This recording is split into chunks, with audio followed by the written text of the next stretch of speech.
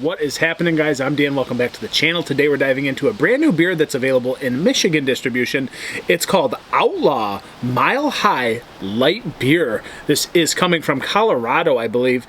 Tivoli Brewing Company, which I do believe is the oldest brewery in Colorado, if I'm not mistaken. So they're really trying to get this into mass distribution, guys. That's what I've been told. This beer is kind of just going to be flooded into the market. Super cheap. You can get like a 24 pack for like, I don't know, 14, 15, 16 bucks. I don't know what it is. It's super cheap.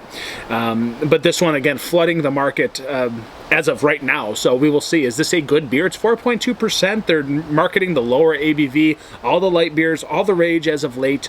Carbohydrates, 5 grams. Let's see. 0 fat, protein. Okay, whatever. Carbohydrates, 5. It's very middle of the road. I don't think it's like too high or low, but it's decent. A garage beer has like 3-4 carbs as well. So that's just one of these newer things that I see in the market. Lighter ABV, lighter lager, kind of a domestic side maybe. This has a little bit more something special to it. We will investigate today, guys. BOD, bottled on date 10/3/24, and today is the 7th of November. So it doesn't really matter. It's a lager. We'll see. It's not like it's super old. It's not like it's ridiculously fresh, but it is still fresh. So let's get this into the glass, see what it is, and review it for you guys. I think you guys may have seen this beer, truthfully. It's really popular as of right now. So as I pour, super light. Looks crispy. We like to call that crispy boy because it looks like a nice, solid, sturdy lager at the end of the day. A little bit of neon yellow in there. It's crisp and good clarity. Great bubbling, even some head retentions bubbling sitting on the top there, which is not always what you see in some of these, but we're seeing it today. And again, really moderate to intense, actually. Intense carbonation streaming to the top. Looks really good. Looks very light. But it is at just 105 calories, guys. So it's not quite your, Michelob Ultra. We'll see. I mean, we want this to have more flavor. I don't really like piss beers is what we call them, and even like we called them that in college. I mean, that was your Busch Light, right? Is this going to be better than your Busch Light? Maybe it's like a PBR better, maybe it's an Narragansett, something along those levels. Let's get into this aroma. It's just a lager. Let's see. Almost smells like corn. I don't know, PBR. I don't know. Subtle like floral hop kiss, a little bit of malty backbone, but not much, just a little bit.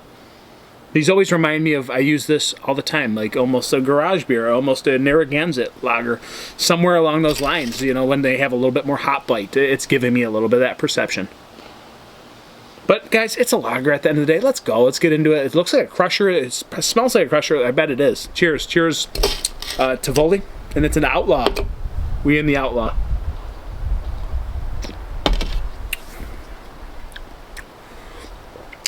There's some malty backbone to this, so it's a little bit stronger than your typical beer in the domestic category.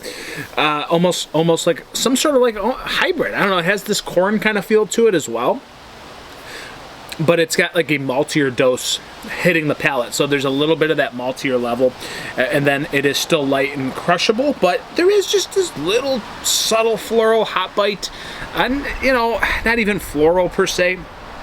Just a maltier hop bite to this beer, just a kiss of hop, but super crushable, obviously, and different tasting than your Bud Light, and it's got a little bit more grit, like I kind of anticipated. It does have a little bit more bite and more grit to it than your Miller and your Michelob Ultra.